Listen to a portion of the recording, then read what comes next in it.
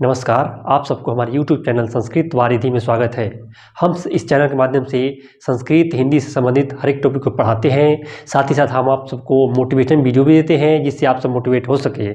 इसलिए आप सब हमारे चैनल को लाइक करें, शेयर करें, सब्सक्राइब करें तथा मेरा वीडियो सबसे पहले देखने के लिए बेल आइकन को प्रेस करना। इसी क्रम में मैं आप सबको आज बिहार बोर्ड की 10वीं कक्षा का 10वां चैप्टर मंदाकिनी वर्णनम पढ़ाने जा रहे हैं। जो मंदाकिनी वर्णन है यह वाल्मीकि रामायण के अयोध्या कांड का 95वां सर्ग है से लिया गया है। इसमें भगवान राम, सीता और लक्ष्मण चित्रकूट को जा रहे हैं। तो चित्रकूट में मंदाकिनी नदी मिलती है, जिस मंदाकिनी नदी को हम लोग गंगा नदी भी कहते हैं।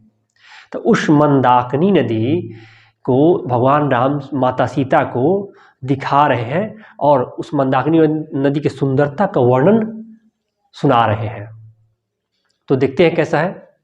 विचित्रपुरीणां रम्यां हंस सारस सेवितां कुसुमैरूप संपन्नां पश्य मंदाकिनीं नदीं।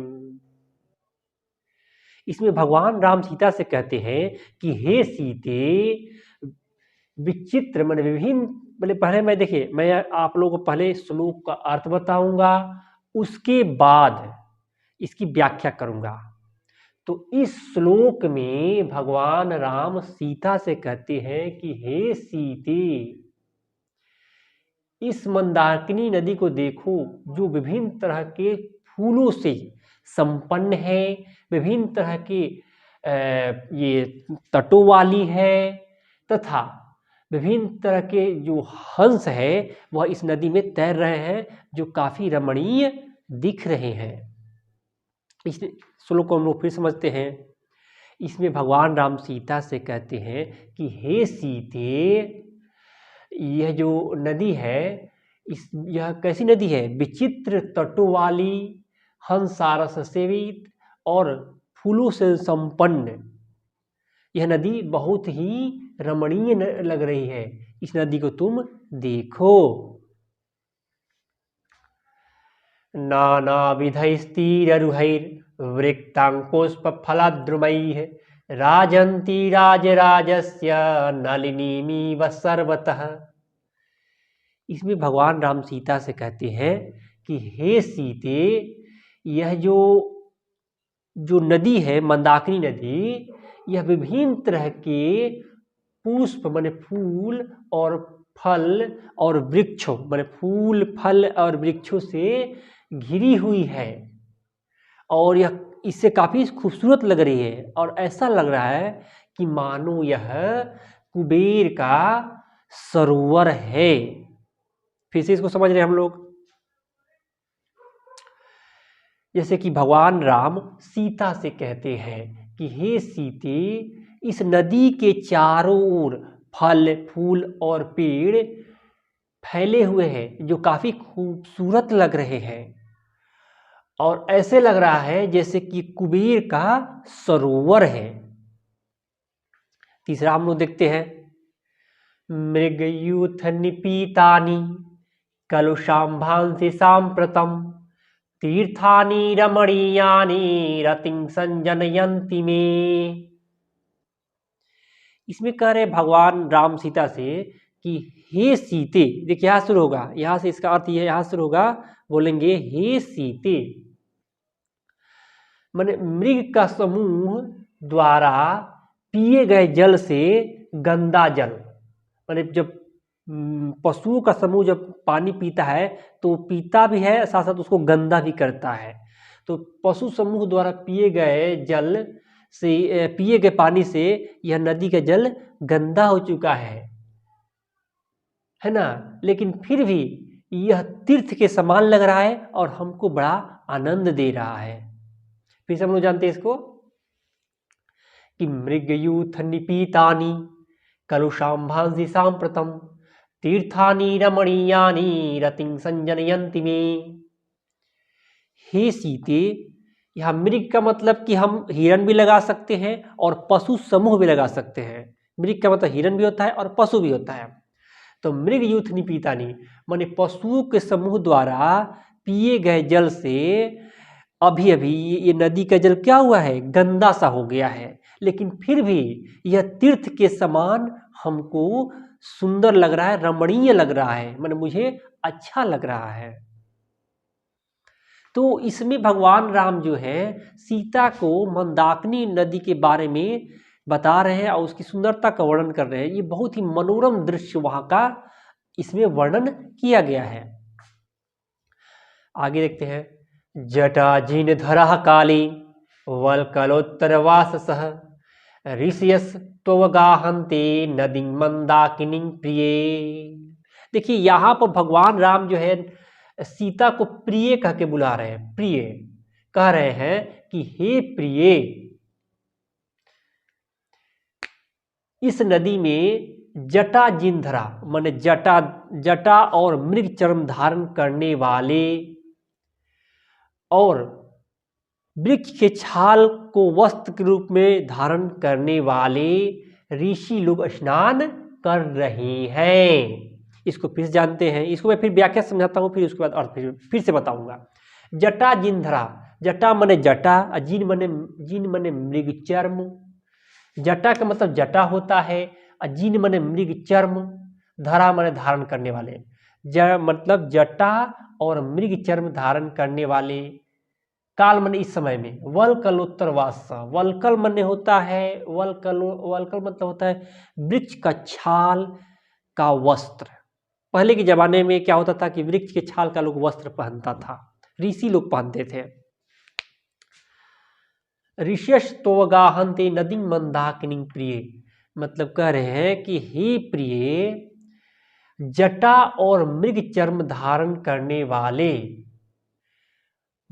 वृक्ष के छाल का वस्त्र धारण करने वाले ऋषि लोग इस समय इस मंदाकिनी नदी में स्नान कर रहे हैं। फिर से इसका अर्थ बताते हैं। हे प्रिय, इस समय जटा और मृग चर्म धारण करने वाले और वृक्ष के छाल से बना वस्त्र पहनने वाले ऋषि लोग इस मंदाकिनी नदी में स्नान कर रहे हैं। यहाँ पर राम सीता को प्रिय कह के बुलाते हैं, प्रिय कह के बुलाते हैं। फिर आगे देखते हैं। आदित्यम उपतिष्ठन्ते नियमादुर्ध्वबाहवः एते परे विशालाक्षी मुनयः संशितव्रताः। अब यहाँ पर भगवान राम सीता को विशालाक्षी कह रहे हैं। विशालाक्षी का मतलब विशाल माने बड़ी बड़ी आंखों वाली। तो कहते हैं कि हे विशालाक्षी, यहाँ पर नियम पूर्वक पूजा करने वाले, मतलब नियम पूर्वक उपासना करने वाले मुनि लोग हाथ उठाकर, ऐसे हाथ उठाकर सूर्य की उपासना कर रहे हैं। अब इसका अर्थ फिर से जानते हैं, पहले इसका फिर से हम श्लोक सुना रहे हैं, इसको आप लोग गाएंगे। आदित्यम उपतिष्ठन्ते नियमादुर्ध्वबाहवः एते परे विशालाक्षी मुनयः संशितव्रतः। इसमें भगवान राम सीता से कह रहे हैं। देखिए जितना श्लोक है ये सब केवल राम जो है वह सीता से कह रहे हैं। तो राम कह रहे सीता से कि हे विशालाक्षी, मन हे बड़ी बड़ी आंखों वाली, नियम पूर्वक व्रत करने वाले मुने माने मुनि लोग अपने हाथ को ऐसे उठाकर सूर्य की उपासना कर रहे हैं। आगे फिर हम लोग देखते हैं यहाँ पर। मारुतोदधूत शिखरैः प्राणिर्त इव पर्वतः पादपैः पुष्पपत्राणि सृजद्भिरवितो नदीम्। इसका पहले मैं अर्थ बता रहा हूँ।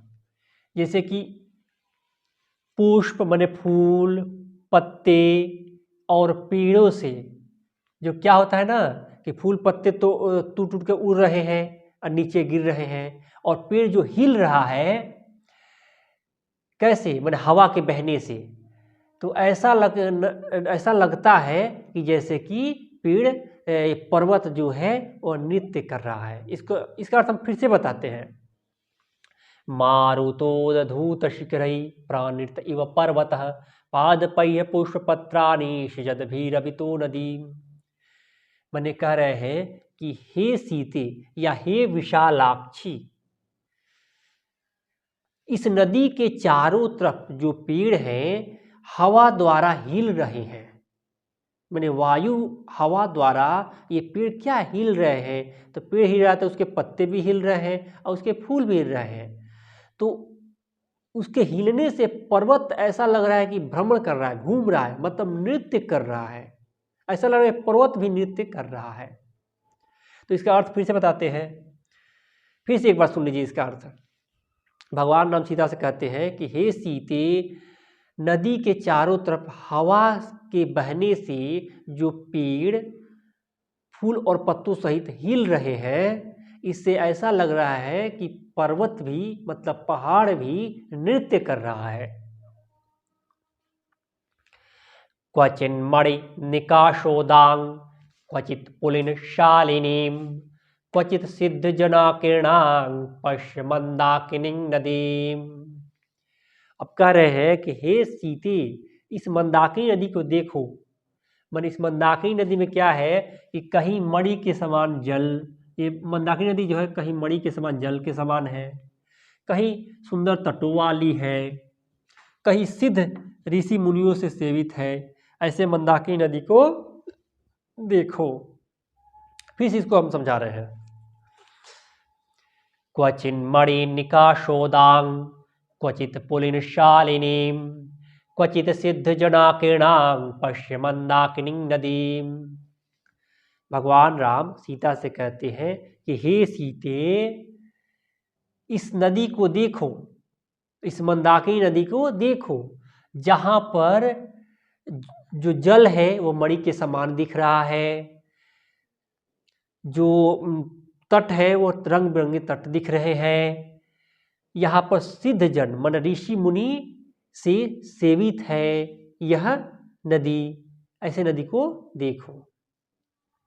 इसका मैं फिर से अर्थ में बताता हूं कि यह जो मंदाकिनी नदी है कहीं मणि जैसे जल वाली है, कहीं रंग बिरंगे तटों वाली है, कहीं सिद्ध मन ऋषि मुनियों द्वारा सेवित है। ऐसे नदी को तुम देखो। देखो यहाँ पर है क्वचिन मणि निकासोदान, मतलब होता है मणि जैसे जल वाली, क्वचित पुलिन शालिनी मतलब सुंदर तटों वाली, क्वचित सिद्ध जनाकिरणांग मतलब ऋषि मुनियों से सेवित, मतलब जहाँ पर ऋषि मुनि हमेशा रहती है, स्नान करते हैं, पूजा पाठ करते हैं, तो उसको कहेंगे सिद्ध जनाकिरणांग, मतलब सिद्ध पुरुष। सिद्ध पुरुष कौन होते हैं? ऋषि मुनि। ऐसे नदी को तुम देखो। आगे देखते हैं। निर्धूतान वायुना पश्य वीततान पुष्प संचयान पुप्लूयमानन परान पश्य त्वं जलमध्यगान। फिर से इसको गाएंगे।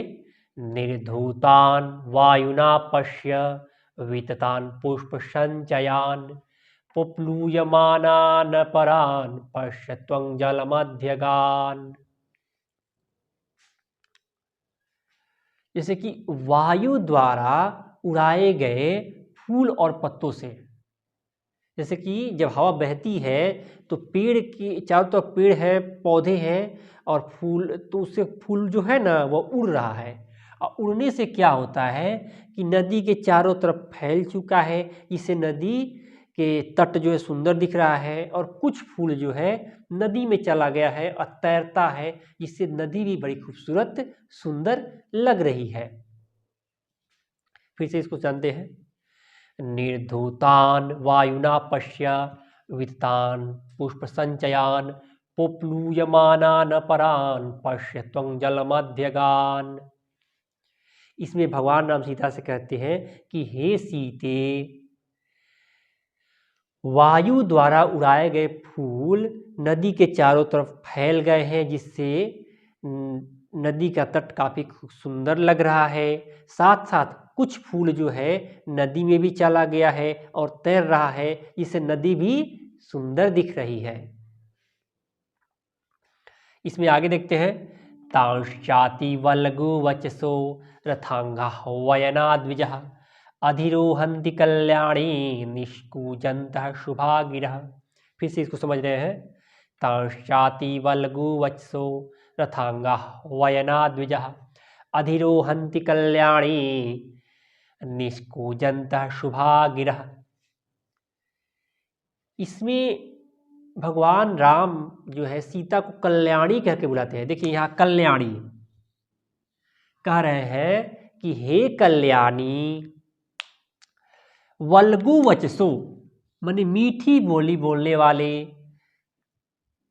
चकवाक पक्षी माने मीठी बोली बोलने वाले चकवाक पक्षी के गूंजने से यह जो पर्वत है काफी गुंजायमान हो गया है और बड़ा ही मनोरम लग रहा है।